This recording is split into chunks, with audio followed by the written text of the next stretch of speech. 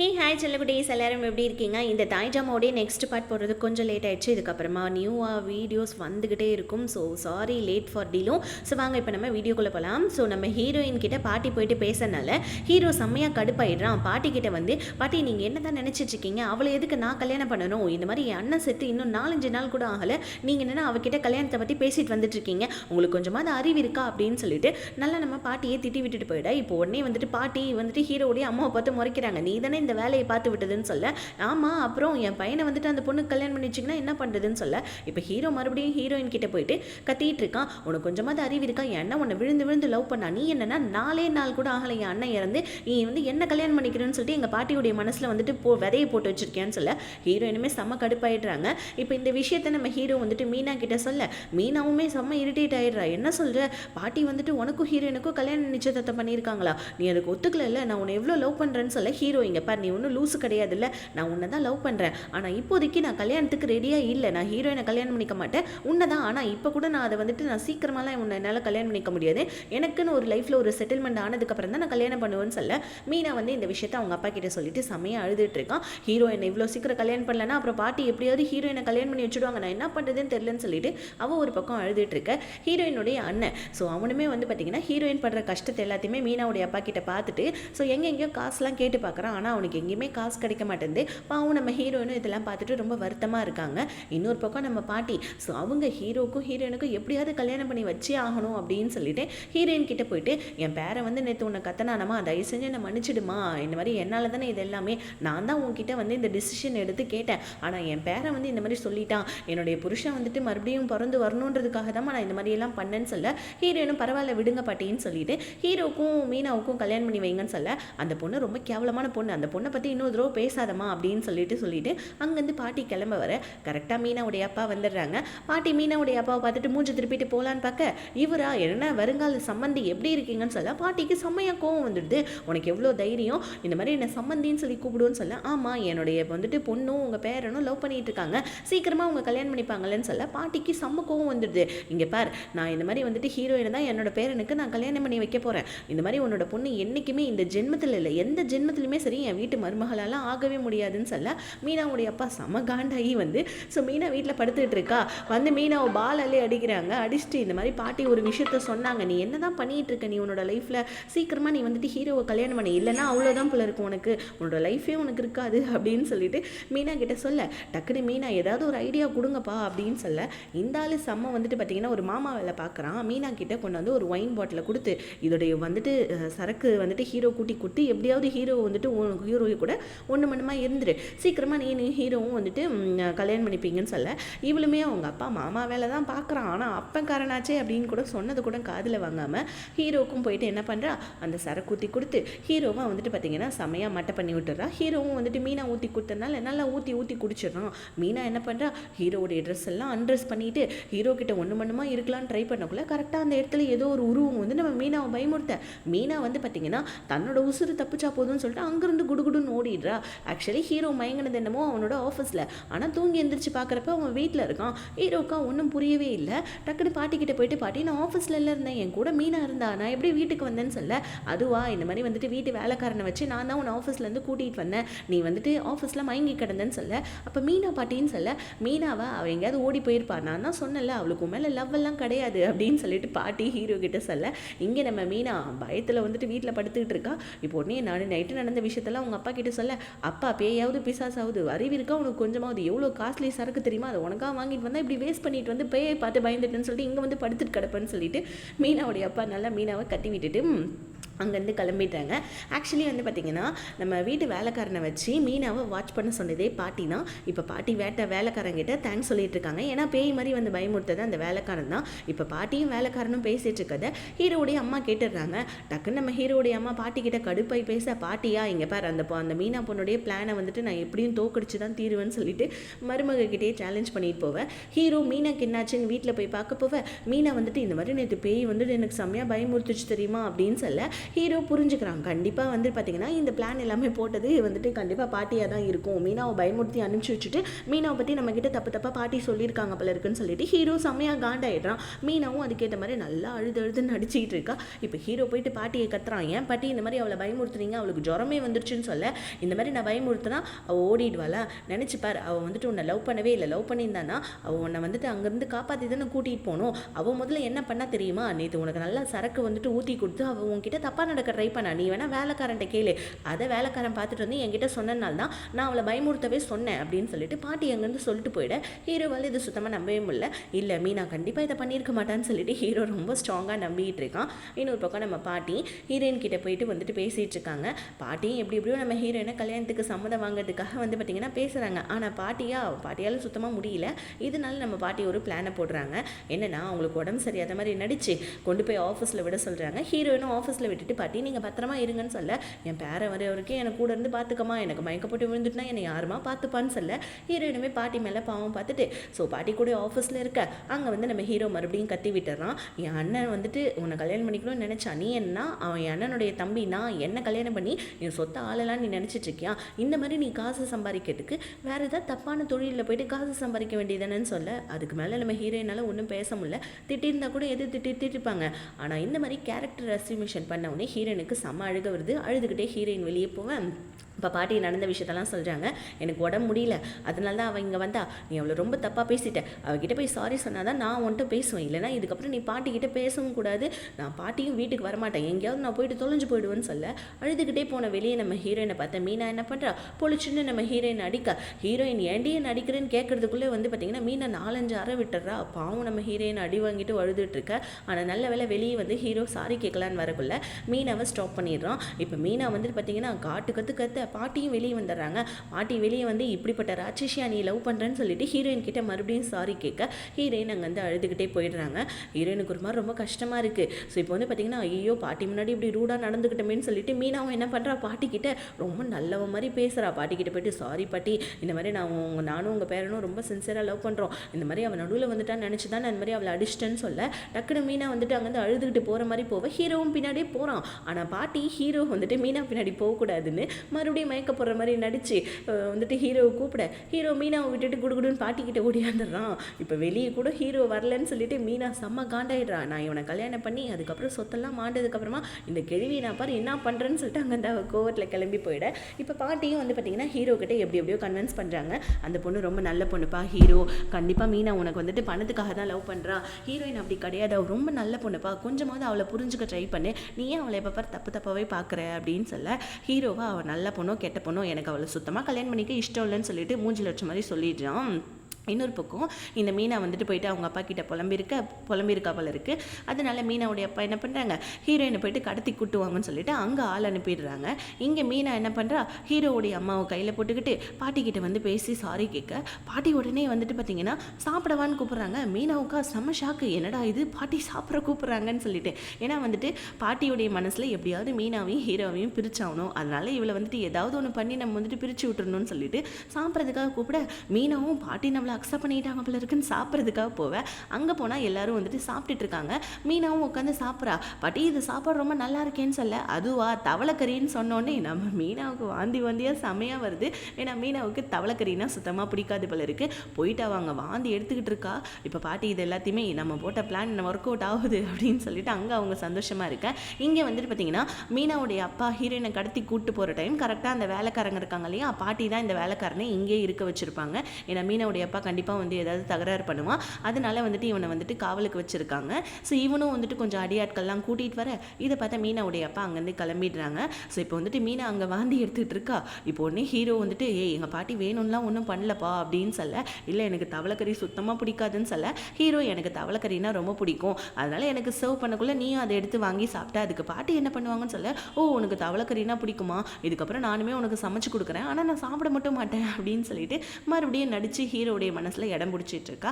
இங்கே நம்ம ஹீரோடைய அம்மா இந்த மாதிரி வந்துட்டு உங்களுக்கு மீனாவை பிடிச்சிருக்குல்ல, அவளை ஹீரோக்கு கல்யாணம் பண்ணி வச்சிடலாம்ல அப்படின்னு சொல்ல, என்னது அவளை எனக்கு பிடிச்சிருக்கா, அவளை எனக்கு சுத்தமாக பிடிக்கல, உன் பிள்ளைக்கு தவளைக்கறி பிடிக்குன்ற விஷயம் கூட தெரியாமல் அந்த பிள்ளை வந்துட்டு லவ் பண்ணிட்டு இருக்கான் என் பேரனை, நான் எப்படி அவளை வந்துட்டு கல்யாணம் பண்ணி வைக்க முடியும் என் பேரனுக்கு, என்னுடைய பேரனுக்கு கண்டிப்பாக நான் அவளை கல்யாணம் பண்ணி வைக்க மாட்டேன்னு சொல்ல, இந்த விஷயத்தை ஹீரோடைய அம்மா போயிட்டு ஹீரோ கிட்ட சொல்ல, அம்மா அவளுக்கு வந்துட்டு தவளைக்கறி பிடிக்காதாம்மா, என்னம்மா இது பாட்டி இப்படி பண்ணுறாங்க அப்படின்னு சொல்லிட்டு ஹீரோ ஒரு தவளைக்கறிக்காக இப்படி நம்ம கல்யாணமே போதேன்னு சொல்லிட்டு ஹீரோ யோசிச்சுட்டு இருக்கா.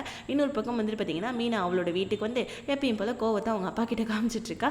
ஏன்பா உன்னால் ஒரு உருப்படியாக ஒரு வேலை கூட பண்ண முடியாதா, ஹீரோயினை ஏதாவது ஒன்று பண்ணுப்பா, என்னால் சுத்தமாக முடியல அப்படின்னு சொல்ல, இருமா எல்லா இடத்துலையும் பிளாக் பண்ணி வச்சிருக்காங்க, நான் என்னம்மா பண்ணுறதுன்னு சொல்லி யோசிக்க. ஆனால் உச்சக்கட்ட கோவமான மீனா என்ன பண்ணுறா, கத்தியோட ஹீரோயினோட வீட்டுக்கே போயிடுறா. ஸோ நம்ம ஹீரோயின் கதவை திறந்தோன்னே எட்டி ஒரு உதவுதைக்கு, ஆனால் நம்ம ஹீரோயினுக்கு அது மீனான்னு தெரிஞ்சிருச்சு. பிகாஸ் அவள் கையில் போட்டிருக்க வலையிலே மீனா தான் அதுன்றது ஹீரோயின் கண்டுபிடிச்சிடுறாங்க. இப்போ ஹீரோயினும் வந்துட்டு மீனாவை போட்டு அடிக்க, மீனா அங்கேருந்து தப்புச்சா போதும்டா சாமின்னு வெளியே வந்தா ஹீரோயினோட அண்ணங்கிட்ட மாட்டிக்க, அவன் வந்து பார்த்தீங்கன்னா மாஸ்கை கழட்டி பார்த்துட்றான். பார்த்துட்டு அவன் செம்ம இரிட்டேட் ஆகிடுறான். என்னம்மா ஆச்சுன்னு சொல்ல, அண்ணா இந்த மாதிரியெல்லாம் வந்துட்டு இந்த மாதிரி அவள் என்னை கத்தியால் சாவடிக்க வந்தா, கண்டிப்பாக வந்துட்டு நான் யாரையுமே பழி வாங்காமல் விட மாட்டேன், நான் வாயை மூடிட்டு இருக்கனால தானே எல்லாருமே வந்துட்டு அம்மிக்கல்ல வந்துட்டு மாவரைக்கிற மாதிரி என்னை போட்டு மிதிச்சு அதிர்ச்சிட்டு இருக்காங்க, நான் ஒரு பெரிய டிசிஷன் எடுக்க போகிறேன், கண்டிப்பாக வந்துட்டு நான் எல்லாரையுமே பழி வாங்க போகிறேன், எல்லாரும் என்னை எப்படியெல்லாம் தப்பாக பேசுகிறாங்க அப்படின்னு சொல்லிட்டு ஹீரோயின் சொல்கிறாங்க. ஹீரோயினோட அண்ணன் என்னம்மா சொல்கிறேன், என்ன டிசிஷன் அப்படின்னு கேட்க, ஹீரோயின் அவங்க அண்ணனை பார்த்து ஒரு சிரிச்சுட்டு அங்கேருந்து போவேன். இப்படியே வந்துட்டு ஹீரோயினோட அண்ணன் என்ன பண்ணா, மீனாவுக்கு கால் பண்ணி, உனக்கு எவ்வளோ தைரியம், என்னோட தங்கச்சியை வந்துட்டு நீ கொலை பண்ண ட்ரை பண்ணியிருப்பேன், இன்னும் தூரம் இந்த மாதிரி பண்ண வச்சுக்கோங்க, அதுக்கப்புறம் உன் சாவு என் கையில் தாண்டின்னு சொல்லிட்டு ஹீரோயினோட அண்ணன் மீனாவை மிரட்ட. அடுத்த நாள் நம்ம ஹீரோயின் பாட்டிக்கிட்ட போயிட்டு, பாட்டி எனக்கு கல்யாணத்தில் சம்மதம்னு சொல்லிடுறாங்க. ஹீரோயின் எல்லாரையும் ரிவெஞ்ச் எடுக்கிறதுக்காக நம்ம ஹீரோயின் இந்த மாதிரி பண்ணிட்டாங்க அவளை இருக்குது. ஆமாம், போகிற வரப்பெல்லாம் எல்லாரும் பிடிச்சி பாவம் நம்ம ஹீரோயின் அடிச்சிட்டும் வந்துட்டு திட்டி பேசிட்டு இருந்தால் என்ன பண்ணுவாங்க, ஹீரோயின் கல்யாணத்துக்கு சம்மதம் தெரிஞ்சுட்டான்னொன்னே ஹீரோவுக்கு செம்ம காண்டாகுது, பாட்டி என்னால் இவ்வளோ கல்யாணம்லாம் பண்ணிக்க முடியாது, எனக்கு இவ்வளோ சுத்தமாக பிடிக்கல இந்த மாதிரி இப்படின்னு சொல்லிட்டு பாட்டிக்கிட்ட சண்டை போட்டுட்டு ஹீரோயினை வெளியே கூட்டிகிட்டு வந்து, உனக்கு எவ்வளோ தைரியம், உனக்கு நீ என்னை கல்யாணம் பண்ணிக்கணுமா, இந்த மாதிரி என்னை கல்யாணம் பண்ணிட்டு குழந்தைய பற்றி இந்த வீட்டுடைய ராணி ஆகலான்னு பார்க்குறியா நீன்னு சொல்ல, ஹீரோயின் நின்று ராணி ஆகணும்னு பார்க்குறேன், நான் உன்ன மாதிரி ஒரு ஆளை நான் கல்யாணம் பண்ணிக்கணும்னு எப்பயுமே யோசிக்க மாட்டேன், நீங்கள் என்ன பண்ண கொடுமைக்கு எல்லாத்துக்குமே நான் உன்னை ரிவெஞ்ச் பண்ண போகிறேன்டா, அதுக்கு நான் உன்னோட வாழ்க்கையை நான் நரகமாக்க போகிறேன், உன்னை கல்யாணம் பண்ணிக்கிட்டுன்னு சொல்ல, பார்க்கலாம் அப்படின்னு சொல்லிட்டு ஹீரோ, நான் ஜென்மத்துக்கும் உன்னை வந்துட்டு தொடக்கூட மாட்டேன்டி, உன்னை கல்யாணம் என்ன அப்படின்னு சொல்லிக்கிட்டே இருக்க.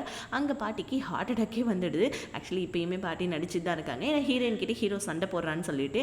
இப்போ இதை சாக்கா வச்சுட்டு ஹீரோவுடைய அம்மா மறுபடியும் ஹீரோனை திட்டுறாங்க, என்னோட பையனை நீ வந்துட்டு இந்த வீட்டுக்குள்ளே வந்தவுடனே வந்துட்டு முழுங்கிட்ட, அவன் செத்தே போயிட்டான், இப்போ என்னோட மாமியாருக்கு உடம்பு சரியில்லை, எல்லாம் உன்னால தாண்டி, நீ ஒரு தரித்திரம் பிடிச்ச, ஒழுங்காக இந்த வீட்டை விட்டு வெளியே போடின்னு சொல்லிட்டு ஹீரோயினை பிடிச்சி செம்மையாக கத்தி விடுறாங்க.